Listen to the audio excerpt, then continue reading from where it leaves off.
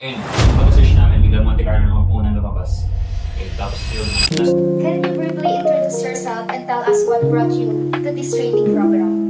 Sige, ako na. So ako na po muna mauna. So bali, introduce yourself. Ako si Orlando Jr. de la Cruz. And nickname ko is Orly. So bali ako ay major in web development. So ito, nag-take ako na internship program sa Monte Carlo Technologies. Dahil gusto ko mag-grow yung aming skills. Kasi naghahanap ako na pag-internshipan na company ay isa sa nakita ko ang potential sa Monte Carlo Technologies. Dahil nung gusto ko sa FB page, nakita ko agad sa bio nakalagay na world class. Kaya sabi ko, parang ang ganda ng company na to. So, nung una ay nag-hesitate ako na mag-apply kasi parang sabi ko, parang imposible naman ang mag-apply itong company. Pero, at then again, dinarin ko pa rin talaga nagtakas ng loob. And then yun, nakakomplete ako dito ng 486 stars. So, luckily na nakapasok ako dito ay pinakabahan nung una. Pero ngayon naman, I can see na ang dami kong So, I'm Canariana de la Peña, Peter Engineering, 21 years old. Kaya ito yung path na napili ko dahil nung senior high ako ay ang immersion ko is web development. So, mas pinili ko yung path na to because parang mas na-enjoy ko yung pag-design or pagagawa ng website or ng mobile app. And nakita ko itong Monte Carlo which is super tugma sa mga gusto ko, sa skills ko.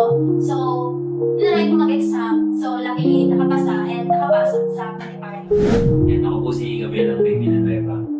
Bachelor of Science in Computer Engineering. Ayun, kaya nakapasok ako dito sa Monte Carlo. Naghahanap ako ng company na pwedeng makakuha ng skills ko when it comes to web development. And yun, nag-search na kami sa Facebook kung ano yung mga possible na pwedeng pag-internshipan. And yung pag-search namin, biglang Monte Carlo ang unang lumabas. And tapos yun, na-stock namin yung page. And sabi nga ni Orly, world class na lang muna namin nakita. Ayun. Nag-try kaming mag-exam kami lahat.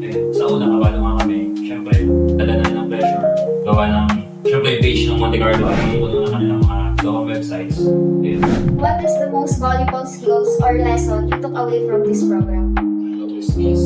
Sa akin, bilang web development major, ang pinaka-valuable skills na natutunan ko is how to properly make a front-end that is UX-friendly. Kasi nabanggit ni Sir doon sa isa ng vlog that we have this client na minsan matatanda. Dapat i-imagine natin na kapag tayo gumamit ng website, ano ba yung may experience natin. So yun yung first ko na nakuha na skills na valuable dito sa Monte Carlo Technologies. Pangalawa is pagdating sa back-end development. Since ako ay front-end development nung nag-apply ako dito, tinanong ni Sir kung gusto ko mag-back-end. So nung una syempre, iniisip ko kung kaya ko ba yung ganito ganyan. Pero pinatos ko pa rin kasi iniisip ko na dagdag siya sa skills ko. Kasi additional siya.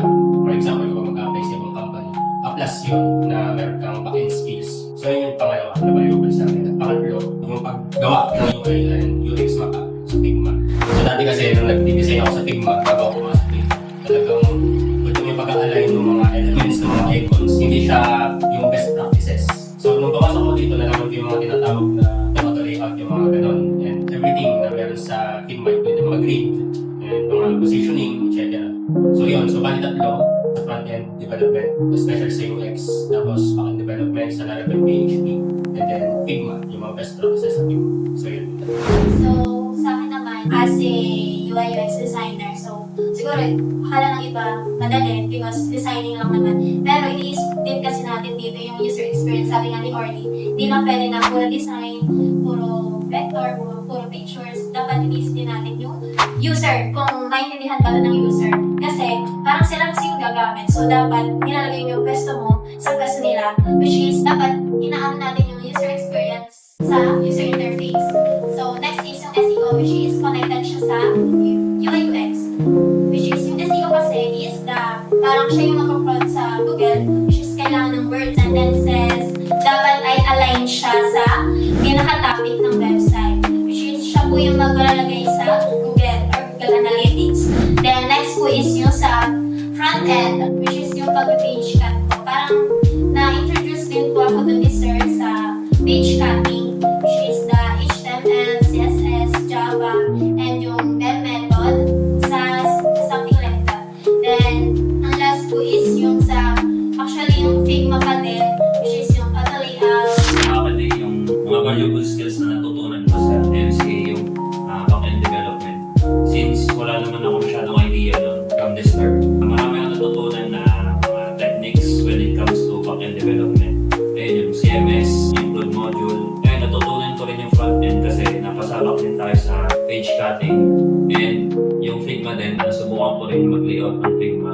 Tapos yung DevOps engineering, kaya tayo kasabak na rin tayo sa pag-manipulate ng data or ng mga assets sa Linux. Tapos yung last valuable lesson na natutunan ko dito ay yung professionalism and time management. And since maraming projects na kami nahawakan tatlo, and natuto kaming mag-handle ng maayos ng time. Kasi syempre, may mga minimit time at deadlines when it comes sa mga clients project and needs. Tapos yung professionalism kasi syempre, sa internship, dito tayo matututo kung paano pumasok ng maaga, kung anong oras ang dapat ang break time. So syempre, bawal din mong mag-cutting kapag nasa internship. Syempre, yung discipline natin as a employee, natutunan na natin dito. Was there a moment during the training where something just clicked for you? Tell us about it.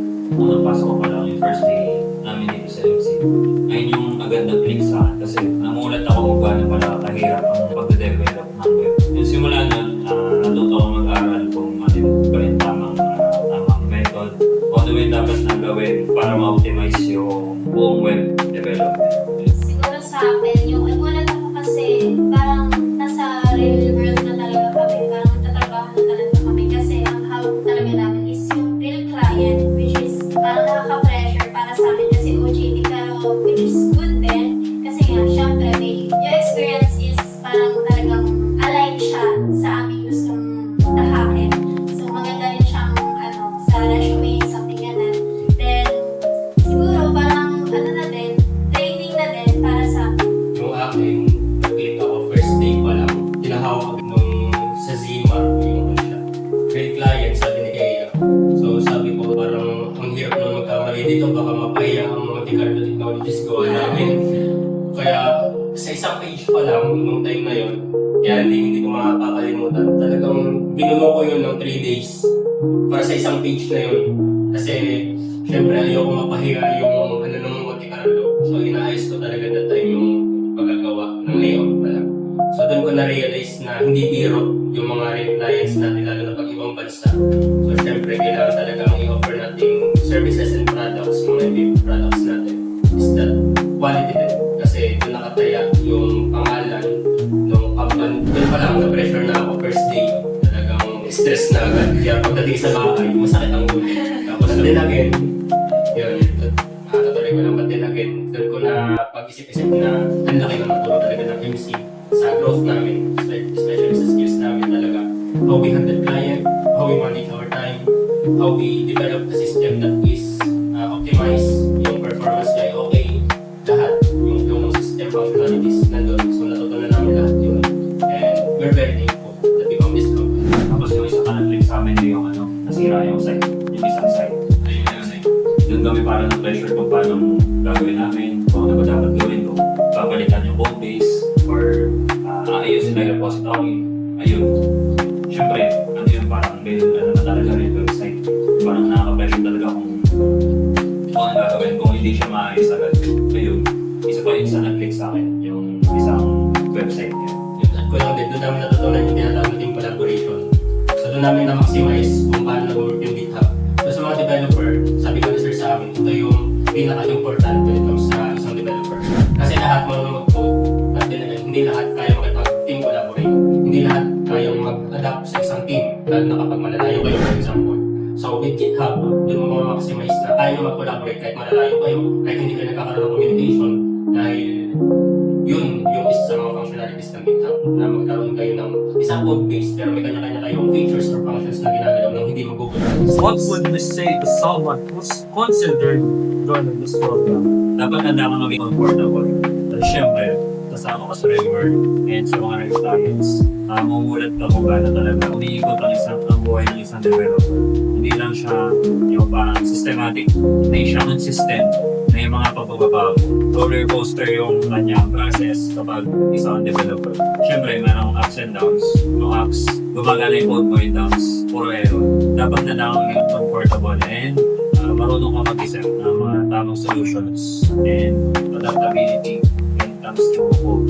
So, sa akin, siguro dapat open ka sa mga new skills, new experience. Kasi ayun nga, sabi ni Gabo, hindi naman fairly consistent ka lang. Dapat nag-upgrade ka rin talaga ng skills mo. Which is dapat sa mga IT and computer engineering or akin naman, huwag ka matakot na i-feed yung utak mo ng information. Kasi sa generation natin ngayon, talagang lahat gusto ay instant. Pero pagdating kasi sa programming or development, hindi po pwede yun. Kailangan talaga ay manumano ka na iintindihin yung per line ng codes, how it functions, how it works, kung ano ang nagagawa. So, ang point po dito is that huwag tayo maging tao. Okay? Kung gusto niyo pumasok din sa Monte Carlo, bawal ang tao dito. So, kailangan magsipag sa pag-aaral, kailangan magsipag sa pag-research at mag-gain ng information. So, kung ikaw ay naman mag-feed sa utak mo ng information, you're not worth it. So, hindi ko kayo nilatakot, but then again, ito ay isang motivation na tayo ay magsipag. Dahil sa world ng development, hindi po pwede dito ang